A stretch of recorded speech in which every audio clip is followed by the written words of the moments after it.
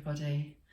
I'm going to show you a couple of simple ideas for those that are new to flower arranging, sort of wanting to have a go ready for National Flower Arranging Day on the 7th of May, next Friday. I thought that I would just use a few flowers that are available from the supermarket quite readily, and also just some containers that you might have at your home without having to think about getting anything very special and particular. And one container that I'm thinking of is maybe one of these small buckets that you can get, a little zinc bucket, ideal for collecting Easter eggs in on a Easter egg hunt, and of course taking to the beach when the weather gets nicer. Now, the obvious thing when you're sort of flower arranging, you think, well, how would I fill that? How would I put flowers into that? And obviously the immediate thought is to use the floral foam. Floral foam has sort of lost some of its followers recently, I'm sure you're aware, because this green floral foam is made from plastic, from petrochemical processing, but it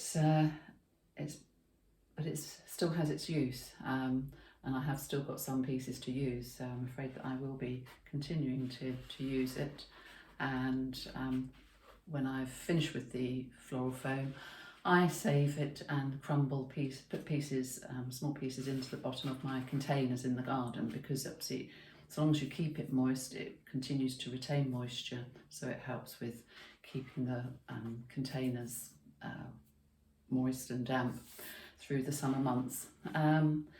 So I thought, well, you don't want to be using a whole block of foam, so you want to use as little as possible. So for this container, for example, I would slice it, and very conveniently the oasis is marked into thirds. So I put it in the pot and decide where I want the cut, and actually it works out to be 2/3 of a block. So this block is then remaining for something else that I can use it for in the future. You don't need the whole lump. And then of course I don't actually need to use 2/3 of the block. I can use just this 1/3 by putting inside my container. So I don't need to fill it all with foam. I can use one of these yogurt pots. This one just happens to be a see-through one. It's sort of a large tub for yogurt. And again, I've just put the 1/3 of a block into my pot. Just had to trim the corners down a little just to get it to fit in, and it sits very nicely into my container there. But for what I'm wanting to show you, it would be a little bit low, perhaps, so I could raise it up by using another pot. So stick that inside, and it just raises the oasis up enough to be able to get to it, to be able to put some leaves in around there. So if you have oases at home, then you can follow the idea that I'm going to show you. If you'd rather use floral foam, then you can use that and follow the method really in the same way, because it's going to be a small mounded arrangement that is fairly straightforward to do. But today I'm going to set aside the floral foam, and I'm going to use another bucket shaped container, little basket. Again, this could be scaled up to be any size that you like, and this one is lined with polythene, but I don't trust it necessarily. It quite often has holes that suddenly you find you've got a puddle of water, although because the arrangement's going to be outside, that wouldn't matter, but I actually want to contain some water. So I've got a pot that had some meringue, mini meringues in it, and I've put a grid of tape over, and this is where my demonstration's going to go. So I've put crisscross of tape just so that you can see what I've done. I've used the pot tape that you usually fasten oasis into a pot with, but you could use clear, narrow sellotape, it would work just as well. Just crisscross it. And then for safety's sake, if you were transporting it somewhere and you wanted to be sure, or for a special event, you'd want to be sure that it's stuck in place, then you could run another piece of tape around the outside so that it is absolutely firm in place. So pop some water into it, pop it inside your basket, and as I say, you can scale this up using a larger basket. Maybe you could use a hanging basket if you've got somewhere to hang it, or to place it on top of a flower pot. And I've got a £3 bunch of alstroemeria to use, and they come with quite long stems, but you can easily obviously trim them down. You usually have some leaves sort of down the stem which you trim off, because you don't want those stems going into the water or into the floral foam. So decide what sort of length you want your stem to be, and then you're going to use the crisscross of the what I put in there to just use it to support the alstroemeria. And you want to cut your stems at an angle so that when they go into the water, they're going to not be in tight contact with the bottom of the pot, so they will continue to draw up the water. And continue with that effect, and going to add some leaves. I've got some beautiful Metallicum pictum growing in my garden, and it's taken a little while to get going. I know a lot of people say, well, I've got it and it goes mad everywhere, but you can obviously stop it from spreading by digging it up and also removing the buried shoots that arrive in the late summer. They're orange berries and they are poisonous, so do be careful how you dispose of them, especially if you have small children around. But gorgeous marbled markings on this leaf and a lovely arrow shaped form to it. The stems are quite soft, so it's not terribly happy going into floral foam, but it will be persuaded.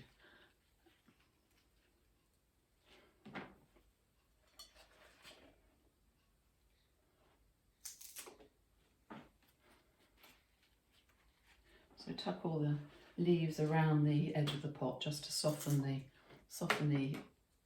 edge. It gives everyone something interesting to look at. So you could also use this simple design perhaps for doing a little coffee table arrangement, or a table arrangement when you have visitors to your garden, as we're starting to do now, aren't we? Now that some of the rules and restrictions are lifting, we're able to entertain out in our gardens, albeit at the moment, certainly while I'm doing this, you'd need a good coat and a scarf.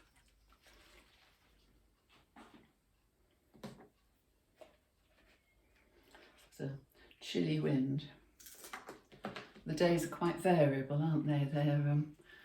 We've had some very nice warm days, which are the sort of a hint of summer to come, but we've also had some very, very cold winds.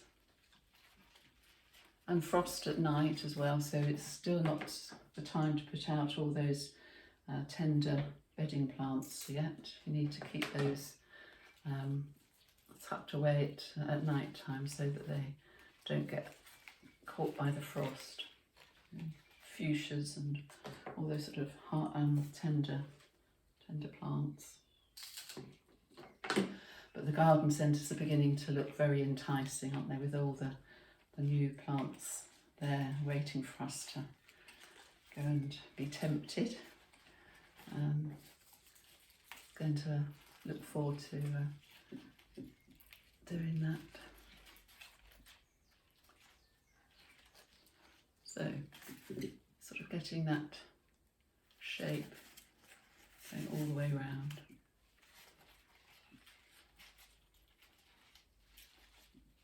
Obviously when you're putting the leaves into water, you don't need to worry so much about removing the plant, the stem, and then adding it again if you decide it's in the wrong place. If you do that with floral foam too much, then you have to recut your stem, and also get far too many holes showing into your floral foam. So I'm going to take a few of these leaves off.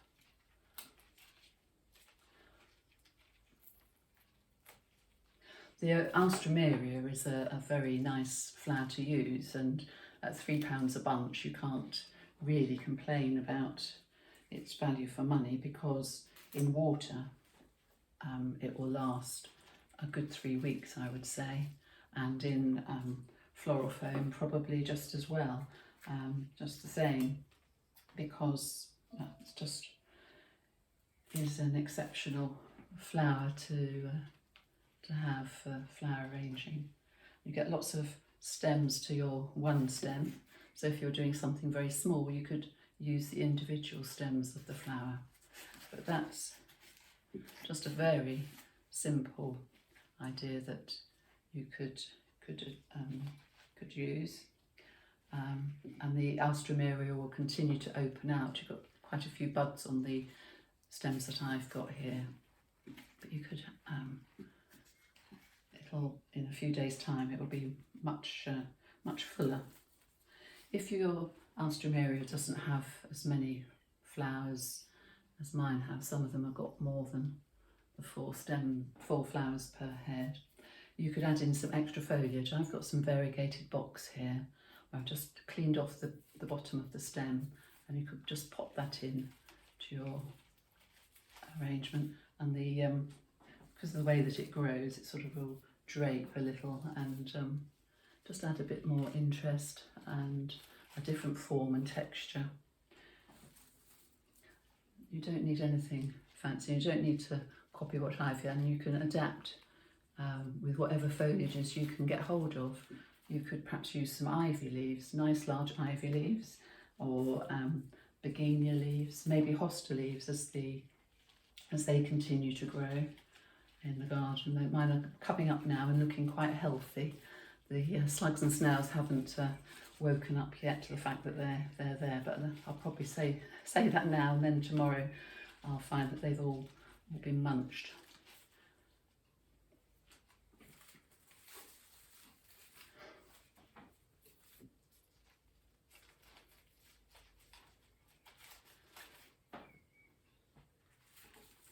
And the box is a very good plant to have in the garden. You can get just the plain green box or this variegated one, and it's nice to use in all sorts of arrangements when you use it as a full piece, or otherwise you can use it for very short work where you're doing like a tapestry where you're wanting lots of different lovely textures. But for this it works well just to add different colourings to the arrangement, just picking up the tints and tones of the gold of the Alstroemeria, but equally the lime green and gold growth here would also be nice against a pink or a purple as well. So that's one idea for you today.